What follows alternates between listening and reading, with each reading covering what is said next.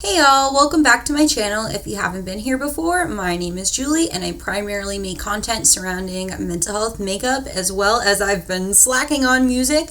Today's video is mental health related, but it's a fun, lighthearted one because we need it after Friday's video. So bear with me. I'm on my webcam and screen recording one of my favorite subreddits, r/thanksimcured.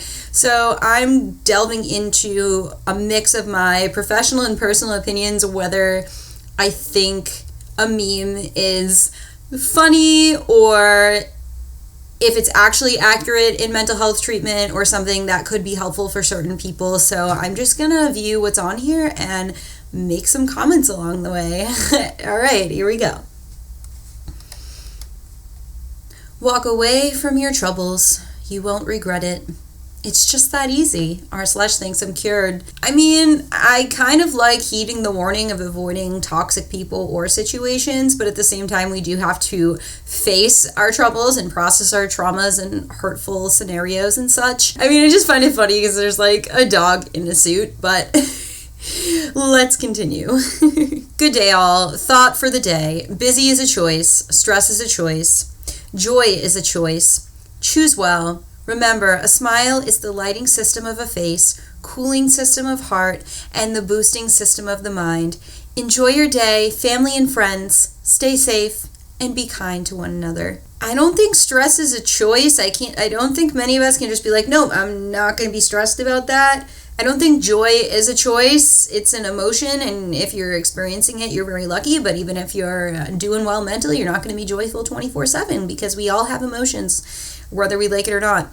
Busy, I guess, for some people can be a choice, but if you're dealing with depression or low energy and aspects such as those, it's going to be hard to be busy. I like the caption, I'll just choose to be happy, I guess. Exactly, like, oh, thanks. And there's always useless stuff like this from people on Facebook. Oh, I've seen this. When I is replaced by we, even illness becomes wellness. I've heard this before, and I love wellness. This one doesn't really make me feel bad because you can still have a mental illness and have wellness within it, but I can see why this would peeve somebody and why it would be on here. I mean, they're all valid, but I'm just providing my critique here.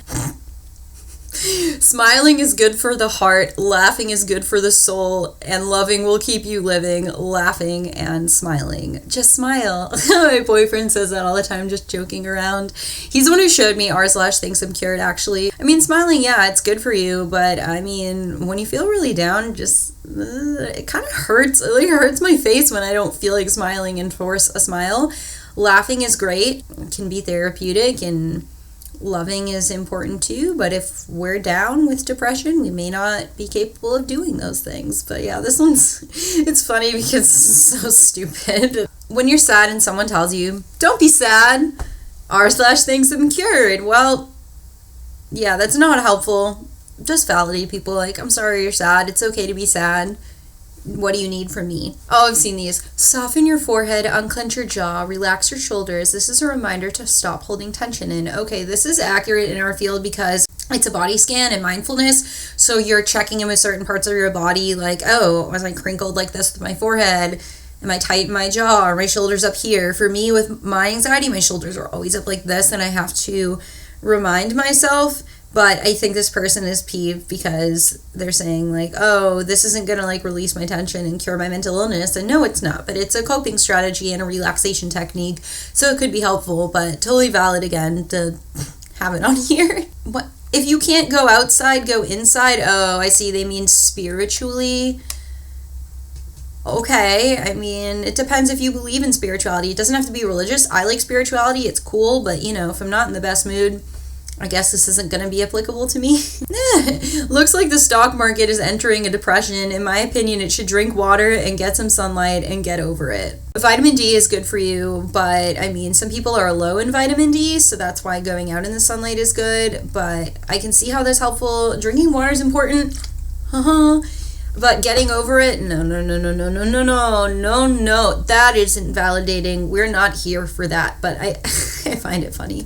Remember, you're only in control of what you do about the corona scare. Stay positive, pray, stay in touch with your family, believe you got this. Prayer's a really helpful thing for a lot of people. I don't have anything against it for people that it helps, and bringing religion into counseling for people who have those beliefs is important to discuss their religion because it's a great coping skill, and respecting that cultural/religious aspect is important. But obviously, if you're not religious and don't believe in prayer, this isn't going to be helpful for you and probably is annoying. And I guess you're in control of your behavior somewhat, but we know about mental illness from CBT that we have thoughts, feelings, and behaviors, and they're all interrelated, right? So if our thoughts are crap and our feelings are unpleasant, our behaviors might not be so great, and we may not be in control depending on what we're dealing with. No, this is kind of ignorant. Sorry. In my opinion, anyway. A man asked an artist, "How do you make such beautiful things from stone?" He replied, "Beauty is already hidden there. I just remove extra stone. Your happiness is hidden within yourself. Just remove your worries." Okay, I believe that we have some happiness within if we can get the layers of depression out of the way, if that's what we're dealing with. But I can't remove my worries.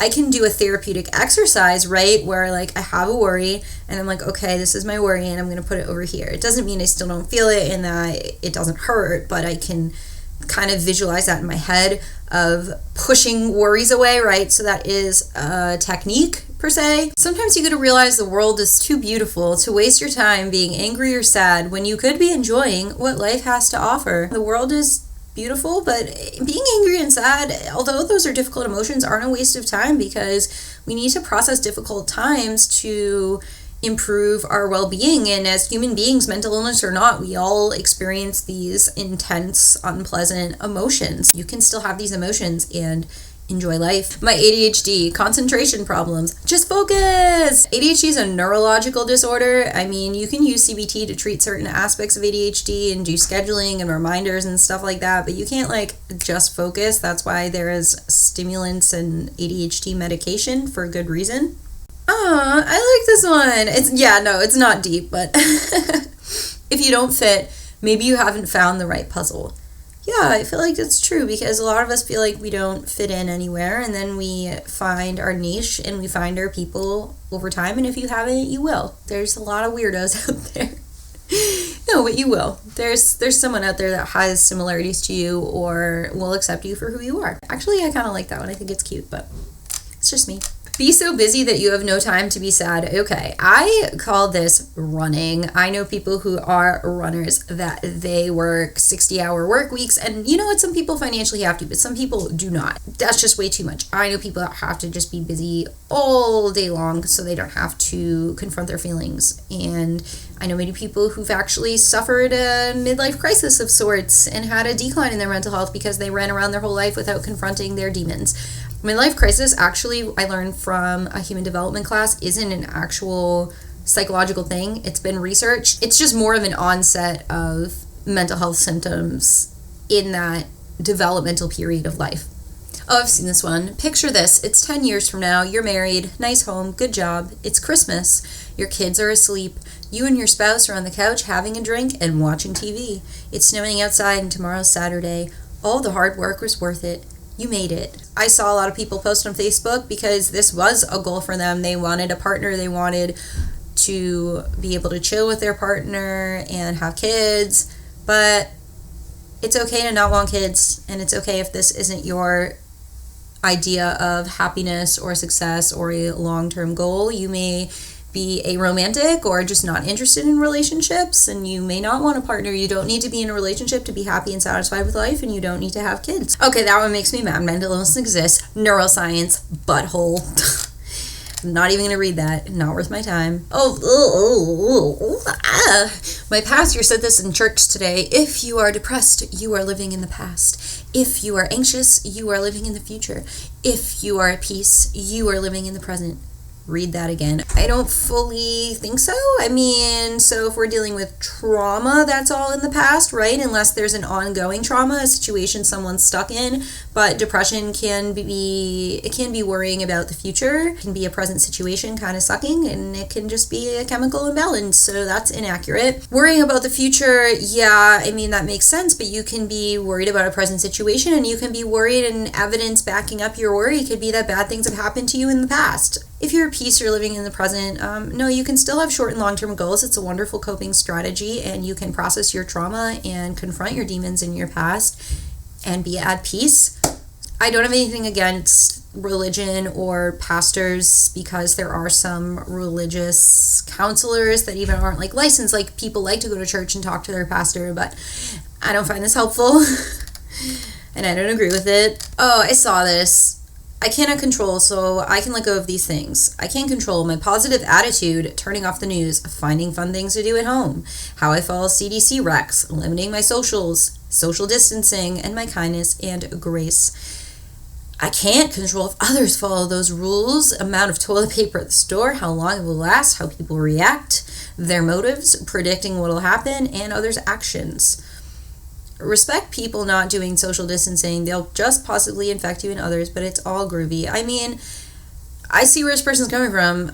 Everyone, including myself, is really anxious about this right now. It sucks, but at the same time, I feel like this is accurate, and it is helpful to acknowledge what you can and can't control, but it doesn't take away the feelings of paranoia or anxiety and worry. This may be helpful for you, and it may not, and that's totally fine. But I can see why someone posted it and found it irritating. I think it's a little cheesy.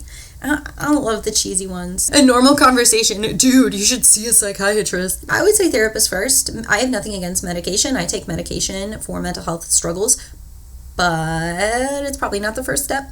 Try therapy first. Most folks are as happy as they make up their minds to be.